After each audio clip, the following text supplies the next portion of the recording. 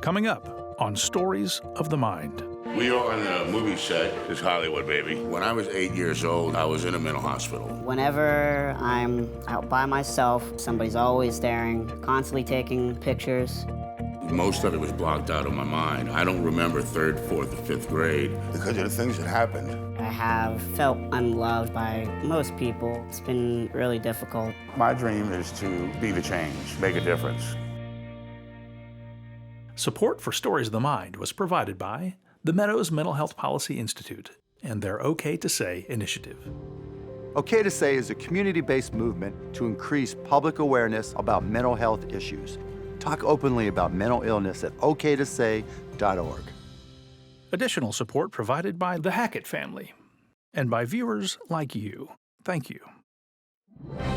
Mental illness and mental wellness, two sides of mental health. Just like with physical health, everyone can benefit from a healthier mind. Join us on a journey to look at mental health in surprising new ways through enlightening and inspiring stories of people like you. Welcome to Stories of the Mind. There's a reason that psychiatrists in the movies open a therapy session with the line, "Tell me about your childhood." Several landmark studies have shown that being exposed to traumatic events as a child, as if that weren't tough enough, can make a person more likely to experience mental health challenges in adult life. In this story, we'll meet two actors and roommates, each coming to grips with a difficult upbringing and leaning on each other to find positive ways to manage and thrive.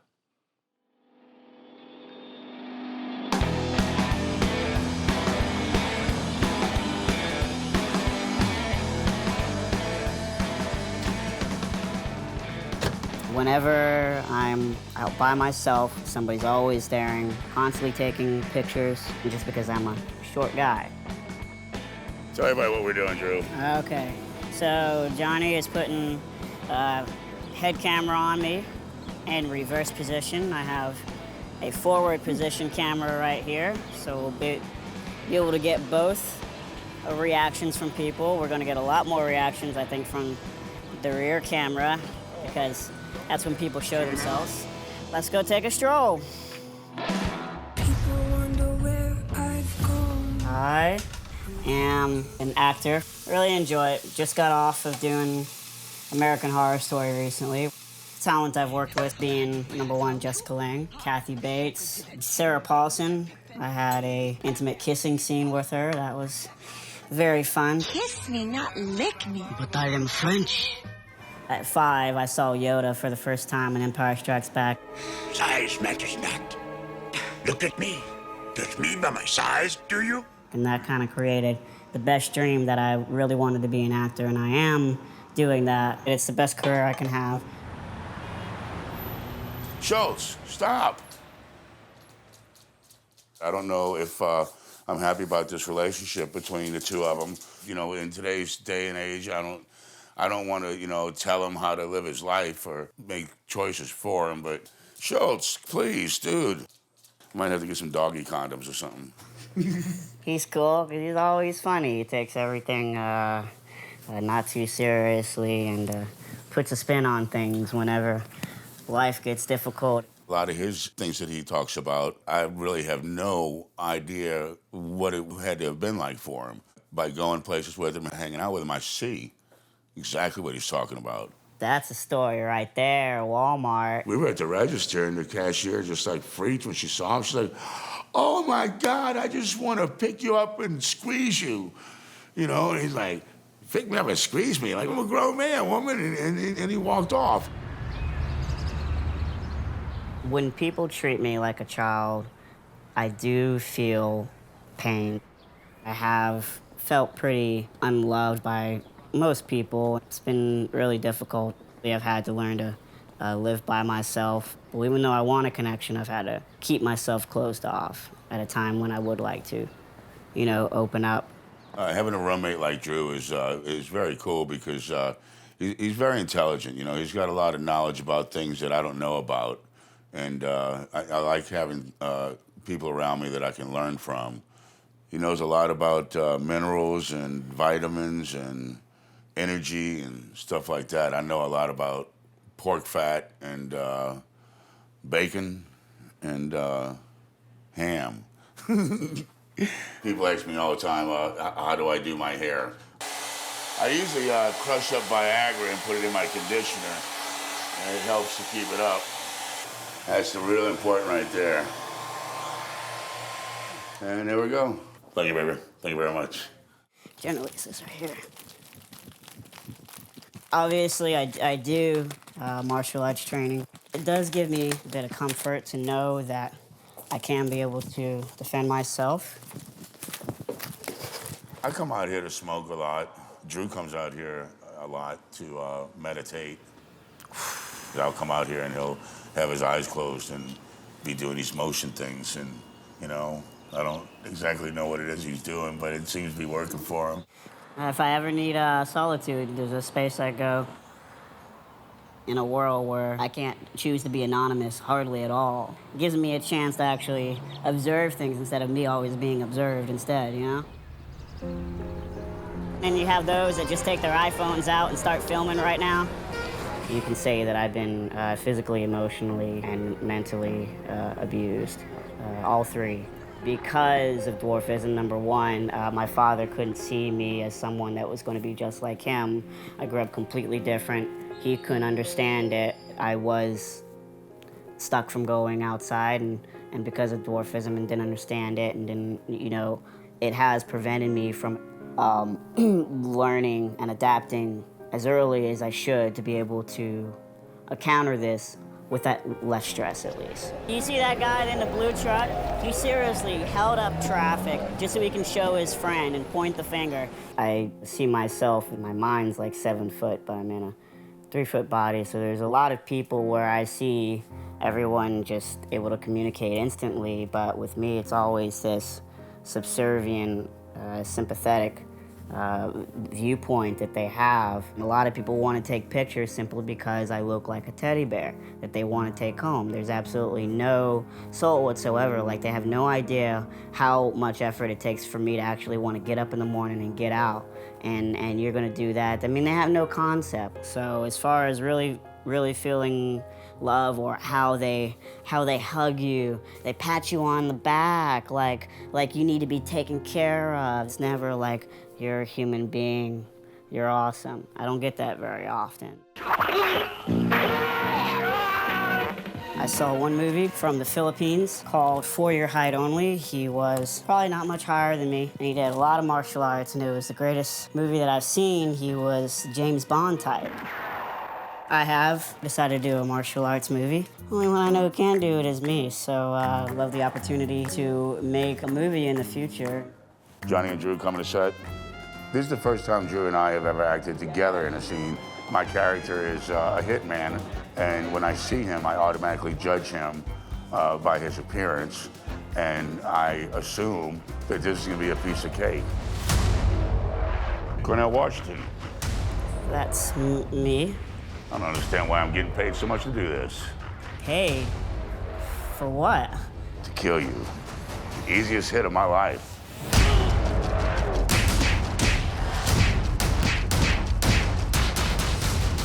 It's not about the size, but how you use it.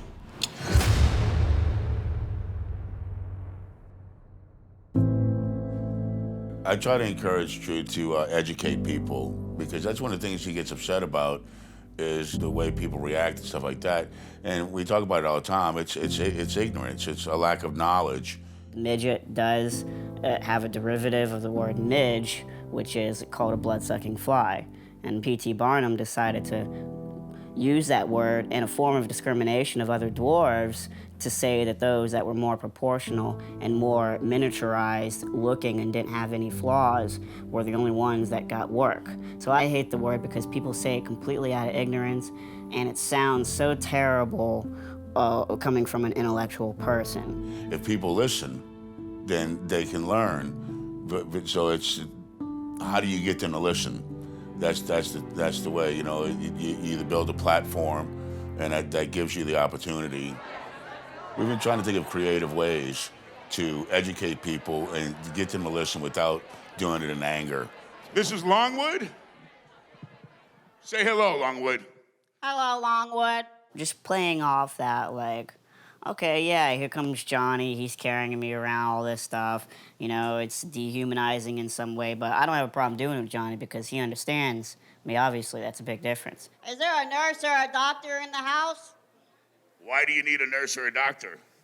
Can't you tell? I need a stool softener. Stool softener. I would never ask Drew to participate in anything that wasn't putting him in a good light and helping him and helping others, maybe.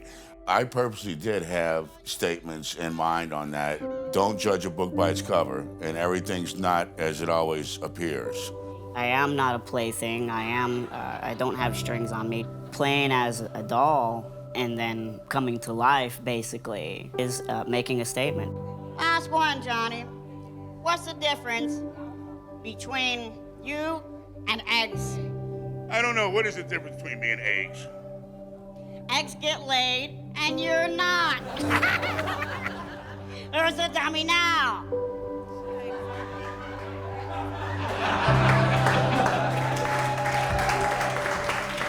That's true, very good. When I looked out at the audience, every person had a smile on their face. So, mission accomplished. Comedy, the ability to laugh, the muscles that go on, the energy that occurs from your heart, it's cheap medicine, and it'll always be medicine.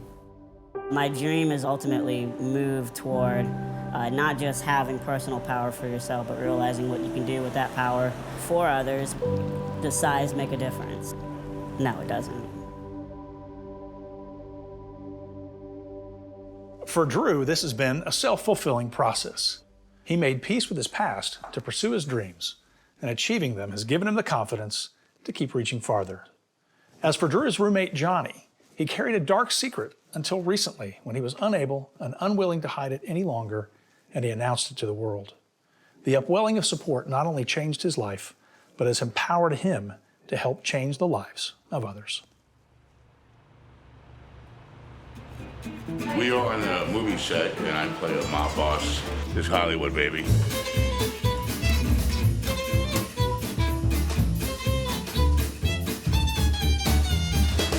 Acting's kind of escape from reality. Some techniques teach you to go back to a certain part of your life. Because of my childhood and early life being so traumatic, I find that it's not in my best interest to go there, and because then I would need a therapist after the scene.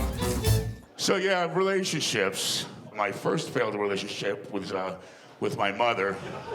I never forget when she sat me down and she told me that it just wasn't going to work out.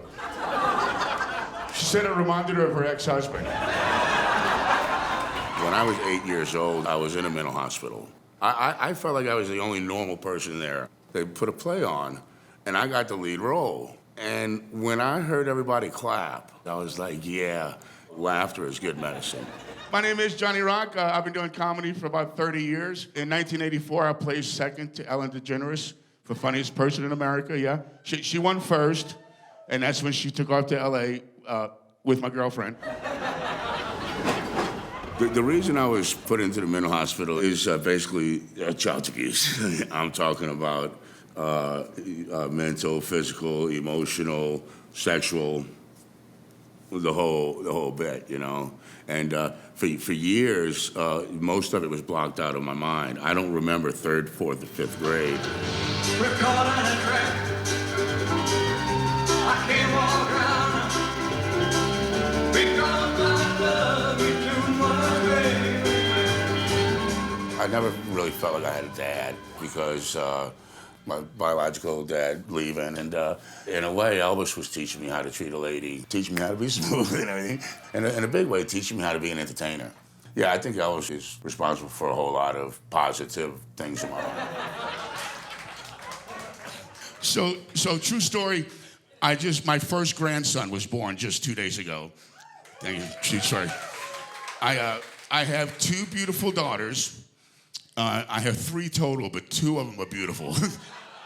The 3rd one looks like her mom. I'm like, oh. You know, it's no secret that I was in a mental hospital at the age of 8 years old. You know, the physical abuse that I was going through during that time with my mom was not normal. And then the sexual abuse didn't happen until I got out of the hospital, and there was a new dad there. And, you know, that's when things turned bad. So, because of the things that happened, it kind of affected my capability of being a father. Thank God I didn't do the things that my dad did to me. But I abused my children by not being there. You know, living the nightclub life and, you know, being Johnny Rock, you know? And that was my, I didn't know then what it was, you know? I was living this character to escape who I really was. And when anyone would tell me they loved me, you know, I didn't feel like they loved me. They loved Johnny Rock, because they didn't know me, because nobody knows me, you know? He disappeared a long time ago. You know, when the first time I stepped on stage, when I was in the hospital, that's when I put the mask on. Who gave Johnny cash? Who gave Eddie money? Who gave Robert De Niro? Who gave Demi Moore? Who gave Roger Moore? At what school is Victoria principal, and whose baby did Mariah carry? I don't know, but it came from Nick's Cannon. Who died and made Don King? Or is Rodney King? Would that make Freddie Prinze? Was Marvin gay? Is Ben gay? Is George straight? All of these things make Stevie wonder. It's funny when I tell people I do comedy, they'll look at me and say, you don't look like a comedian, or you don't act like a comedian. There are comics who are the life of the party. Those are the ones I'm concerned about. I actually had a conversation with Robin Williams about comedians wearing a mask. You come to that part where you feel like, you know, well, if I'm not making people laugh, then they're not gonna like me.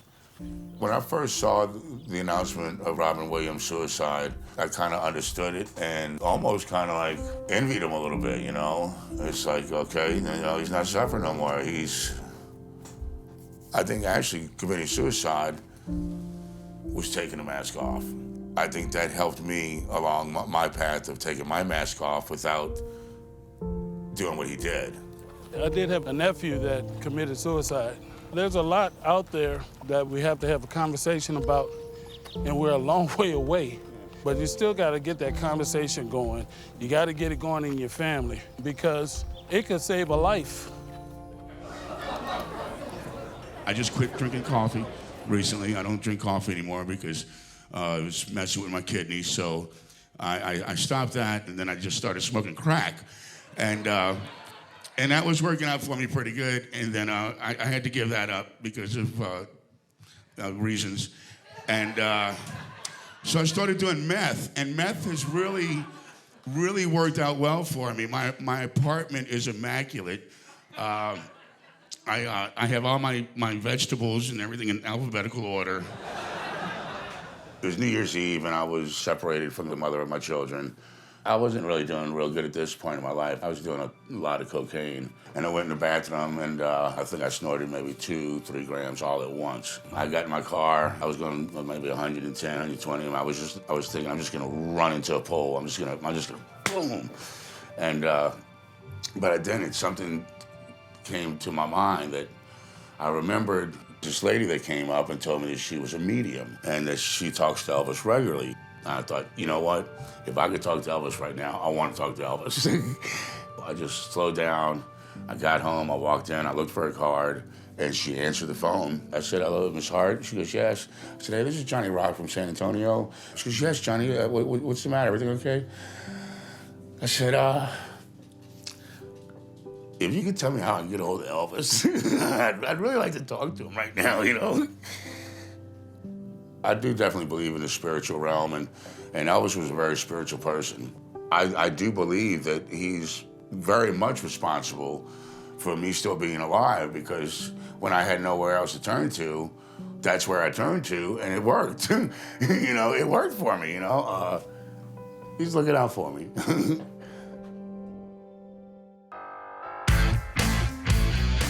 Whoa. Hey, happy with that, bro. Today we are shooting local comedian and actor, Mr. Johnny Rock. Can we get something back to the skin? Yeah, I Photoshop a six-pack on. I appreciate that. So somebody asked me the other day, am I ever offended by certain comedians and their type of humor, you know? Right. But when you hear jokes about child molestation, and then you hear the audience really cracking up about it, it's like, wow, Right. they think this is funny, but it's comedy. And I don't know what that person's been through. That might be something that they need to talk about. Right. Pretty photogenic, huh? Nope. Give me the Johnny Rock eyebrow. Yeah, do that. But I think it's important to qualify yourself with the audience and let them know that, hey, it's okay for me to tell a joke. See, I can tell mental health jokes because I actually lived in a mental hospital, so. All right, I think I worked with you at I've the got mall certificates. once. You know what? Now I know where I remember you from. You bit me. So I came from a hand-me-down family. Anybody else from a hand-me-down family? Few, yeah. It's not so bad. The only problem was my older sibling was my sister. So I'd be in school the next year and people would be like, hey, didn't your sister wear that dress last year? I'm like, no. Child abuse is certainly nothing to joke about, but by being able to still get it out in a comedical kind of way where people really don't know that it's true and they're getting laughter, then it's therapeutic for me. I did a movie called Disaster Movie, and in that movie, I play a transsexual. You a dude? I'm a tranny. I thought you knew. So I'm in an evening gown, you know, with the makeup and everything, and the thought that came into my head was that, okay, this is, it figures. You know, what, am I typecast here? You know, do they know something? Did they happen to see some of those damn videos? That my dad made? My stepdad was just, you know, a sick pervert, and they were taking me and my sisters to Alabama, so we were being trafficked and sold for sex. Just the thought of a parent selling somebody, taking money and saying, here, do whatever you want, you know? And especially to a child, you know, oh my God. Tuesday, February 25th, 2014, silence, stigma, and shame. I cannot and will not be silent any longer. I've spoken to my little sister, and we both agree that we have to spread the word so that anyone else who has been victimized can come forward. The time is now. My life has been a living hell because of the things that went on in that house.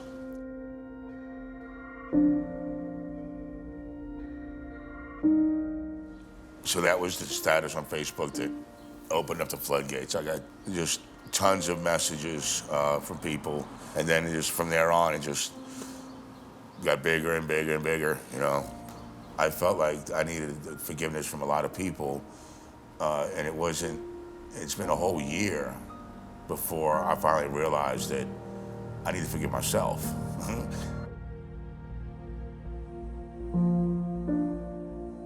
My dream isn't to be rich or to have everything I want. My dream is to, you know, be the change, make a difference.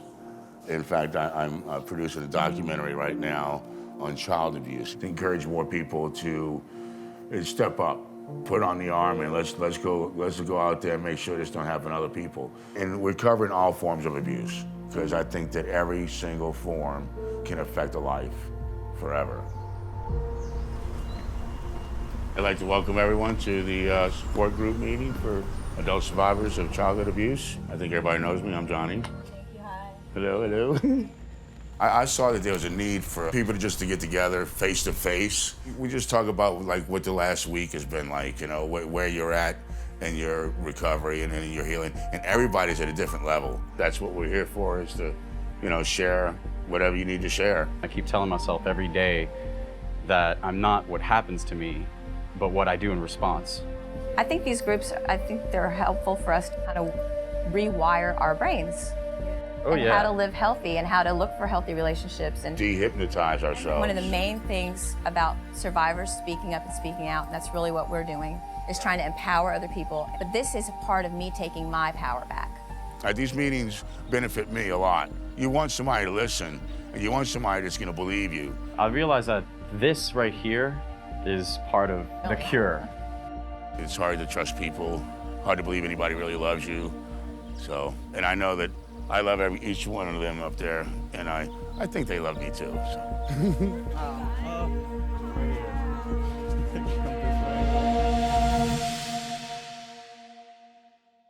Trauma from the past belongs in the past. Even though nobody wants to hang on to it, letting go can be difficult. But until that happens, you may be a prisoner of those events today and into the future. We hope that these two inspiring individuals have shown the many benefits of moving onward and upward. I'm Harry Lynch with the Mental Health Channel, and thank you for watching Stories of the Mind.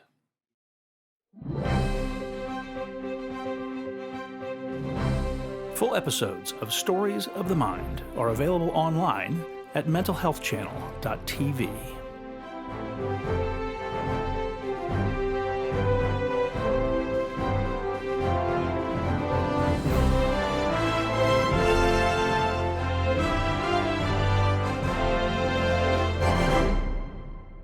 Support for Stories of the Mind was provided by the Meadows Mental Health Policy Institute and their OK to Say initiative. OK to Say is a community-based movement to increase public awareness about mental health issues. Talk openly about mental illness at oktosay.org. Additional support provided by the Hackett family and by viewers like you. Thank you.